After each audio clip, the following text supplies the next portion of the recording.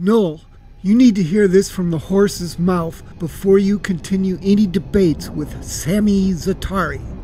This audio clip is from Sami's video, Atheists Make No Sense. And now I know the atheists will be saying, oh, God doesn't even exist. Yeah, that's why there's so many videos out there always saying, why does God allow this or that? There are only two ways that I can see to explain a statement like that. One, either Sami is so mentally crippled he can't understand what a hypothetical argument is, or two, Sami is the most pathetic kind of theistic liar, the kind that will try to twist a hypothetical argument into a statement of belief in God. The point of the problem of evil challenge is to get theists to think about why does God allow things like Ebola or cancer in children. But Sami cannot think that way. All his evils are human evils. He even gives us a list. You see, atheists say, why doesn't God get rid of evil? But then they don't stop to ask themselves what evil really is. How about that? Sami thinks he can read minds. You see, according to God, evil isn't just killing somebody or raping somebody or stealing from somebody. No, according to God, evil also consists of drinking, gambling, taking drugs, fornicating, one-night stands, adultery, certain types of music. Certain types of music. That is a major clue to Sami's incurable fucktardism, because theists who think any kind of music is a sin are always the worst kind of religious fucktards. Think about it.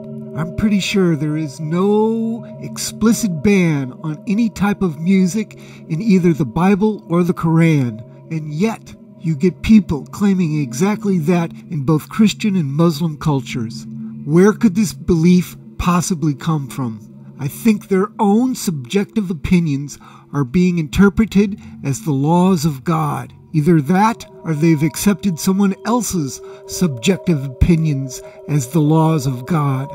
I'll bet if you press Sami for a justification on why certain types of music are evil, he will find no explicit prohibition on any kind of music in the Quran.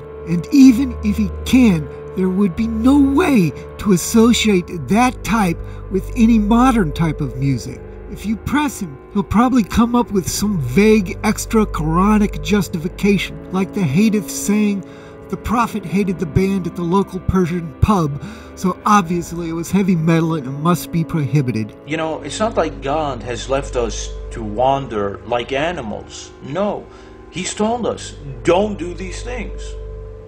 So, if somebody does those things, why blame God? He told you, don't kill. Somebody kills. Sami wants to conflate listening to sinful music and eating pork with murder. And then he wants to blame all the bad stuff in the world on people and their free will. It doesn't work. Did human free will create Ebola, malaria, tornadoes, earthquakes, smallpox, the Black Death? Did God give any commandments on not living in overcrowded cities or avoiding mosquitoes? I doubt if there's an atheist on YouTube who has killed anyone. Human evil is not generally the kind of evil that the problem of evil is addressing.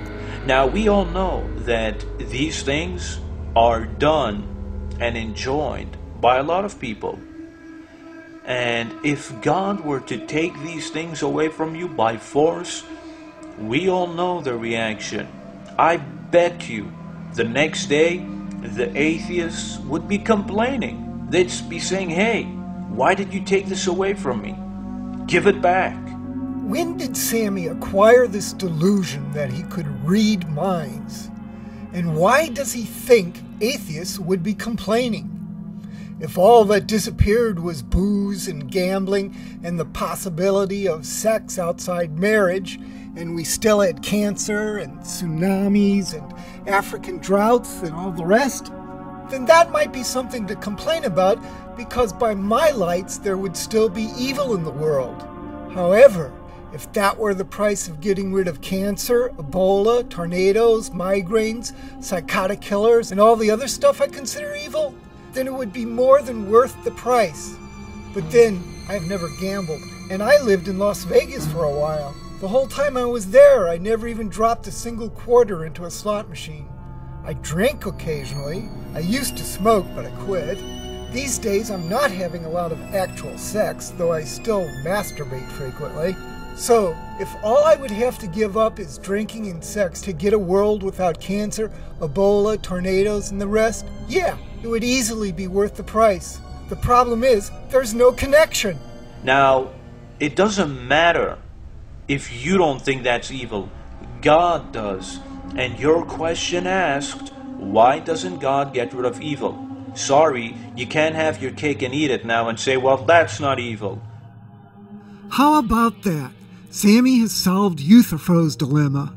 It turns out what is good or evil is what God decides it is, and anything you think or feel is evil is completely irrelevant.